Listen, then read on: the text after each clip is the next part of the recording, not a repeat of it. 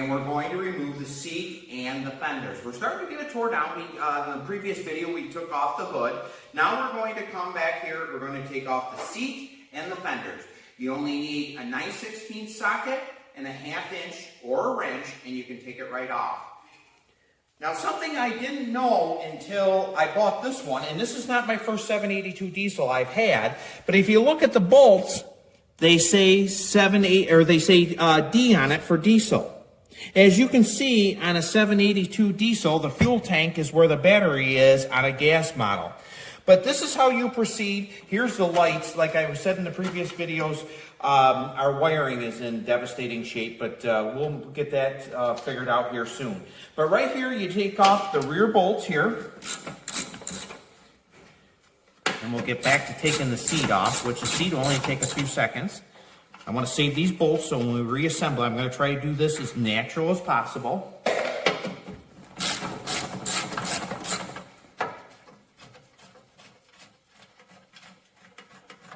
Take these bolts out.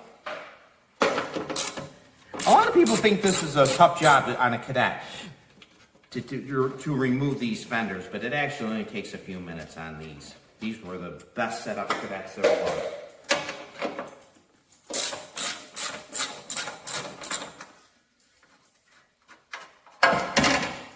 You only have to remove one bracket. Now your seat is off.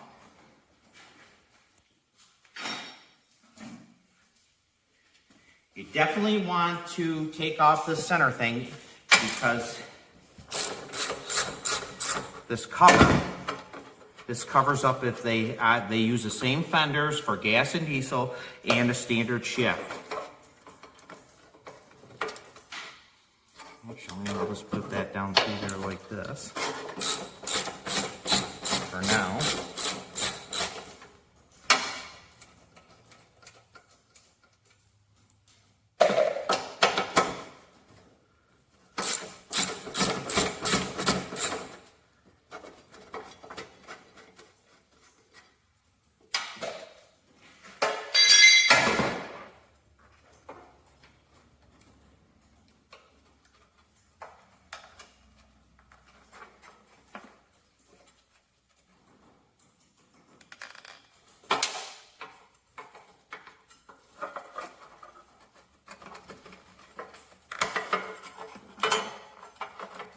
There.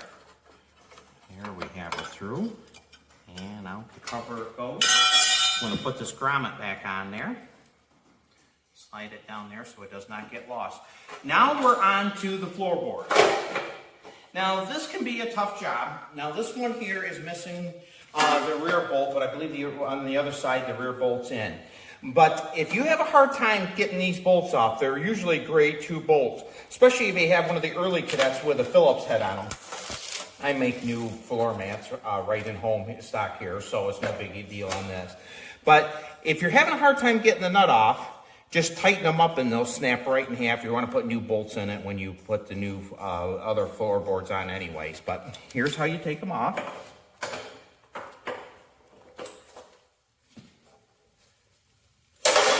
As you can see, they busted right off, and that's loosening them.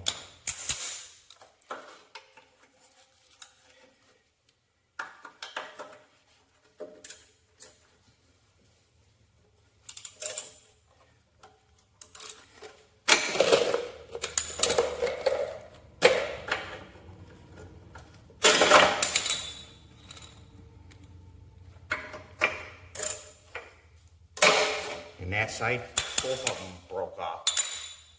There you go. See, now you're loose on this side. We're going to come around to the other side.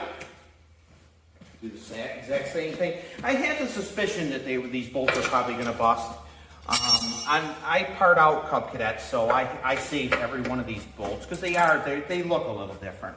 And when I put a project together, I like them to look original. So actually, this one here is going to be a survivor, I believe.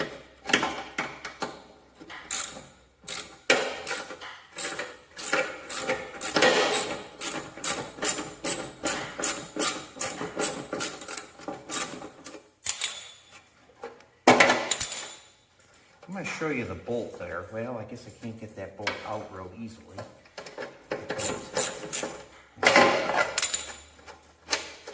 As you can see, they have a little bit of a special head on them. And so I always keep them out of all my dismantle jobs, so I have them. You can see this has brand new front tires on it even. Flip the brake.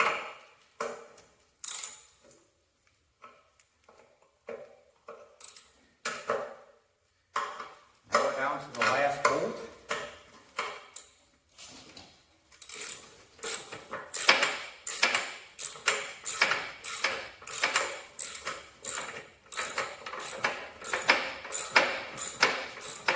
Now these are the same if you have a 129 or you have a 782 or you have an 1872. They all come off the same.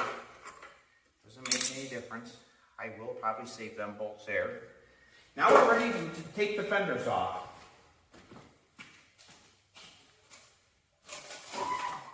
Now make sure the lights are unhooked.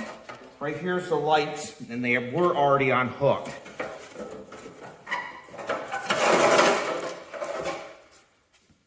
Right there it is. Now, obviously, if you had a gas one, right here would be your battery, and on a diesel, they have these little steps that they put the fenders to mount them, the mounting brackets. Now, if you have a gas one, you have your battery tray in there. So that's how to remove them. As you can see, we have a leaky valve. Our fan's loose. We have to fix that area right there, but we're going to go from there, and thank you very much. Please like and subscribe. That's how easy it is to take a set of fenders off. Never sweat these type of jobs because they're just easy to come off. Thank you very much. Please like and subscribe, and we'll talk to you soon again.